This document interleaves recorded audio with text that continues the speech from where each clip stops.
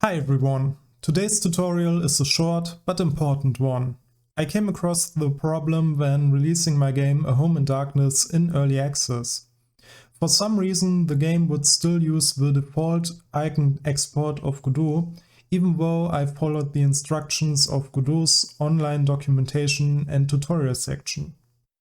It took a bit of trial and error, but now I know why it didn't work, and that's what I want to share with you in this tutorial. So first up, we need a little program called RCEdit. You can find the download link via the documentation of Godot. Link to that is in the description. After downloading, we need to add the program to Godot by clicking on Editor, Editor Settings, Windows. Yes, RCEdit is only needed if you want to support the Windows platform, but honestly, who doesn't? Anyway, add the path to RCEdit in the RCEdit text field. Now, whenever Godot exports the project as a Windows executable, it will also call RCEdit to change the icon and meta information. You can find the meta information when going to export and selecting Windows Desktop as your export platform. About the meta information, there are a few things to know. Each field should have some custom value in there, so that it will override the default one, even if it's just the empty space character.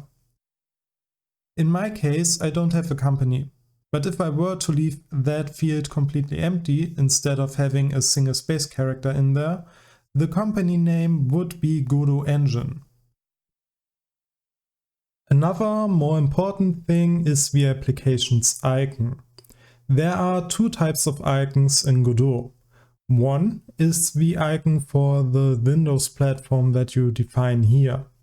The other is the icon that shows up when starting Godot and selecting your project. The latter you define in Project, Project Settings, Config. What you need to know here is that it only affects the icon shown in your game window's title. It doesn't even affect the icon of the console window. Also, you might have noticed the field Windows Native icon in here. It does the same thing on your exported game. So in case you want your Godot editor startup icon to be different from your window title icon, you need to put a value in here too. In any case, for exporting, you just need one ICO file and pass the path to that file in your export window. Quite simple, although Godot's UI is making this simple matter very confusing in my opinion. Now, where do we get an ICO file? The image editing software GIMP has an exporter for ICO files, which works well once you figured out what to do. Because it's not as simple as providing a single image as an ICO file. You need to export multiple resolutions as different layers into the same ICO file.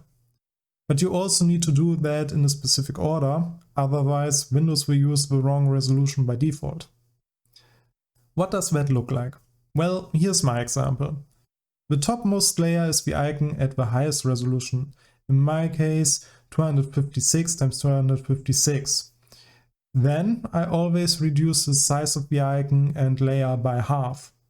As you can see by the border, the next layer is only 128 high and wide. I did this with all following layers until I hit a size of 8 × 8 pixels. With this hierarchy, I exported everything into a single ICO file.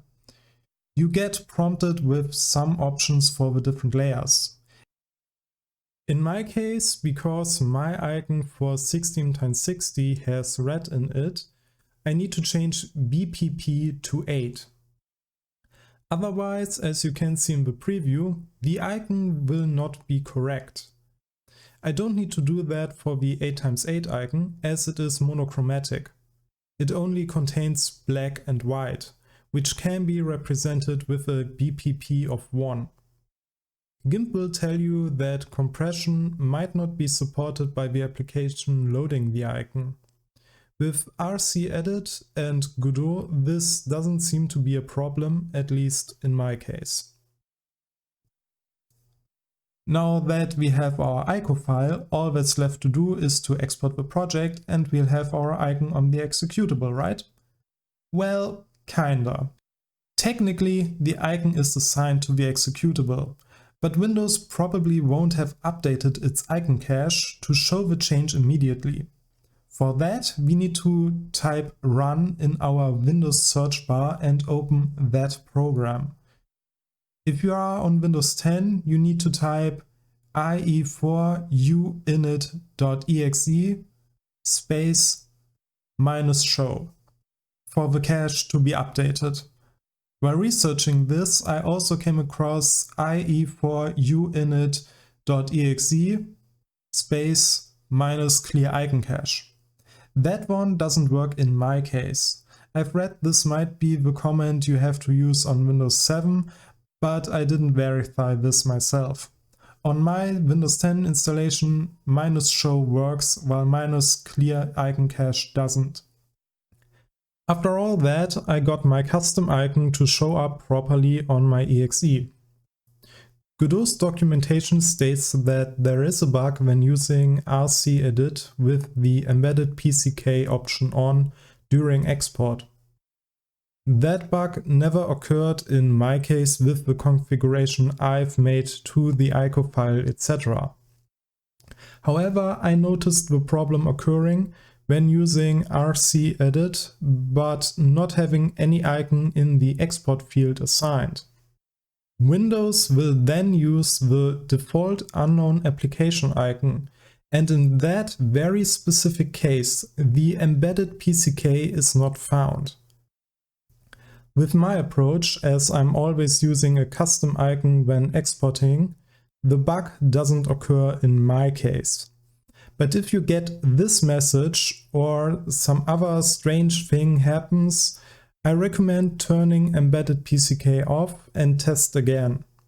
Don't forget to always call ie4uinit.exe -show when you change the icon, just to be safe. Anyway, I hope this is useful to you. Thank you very much for watching, and until next time, bye bye.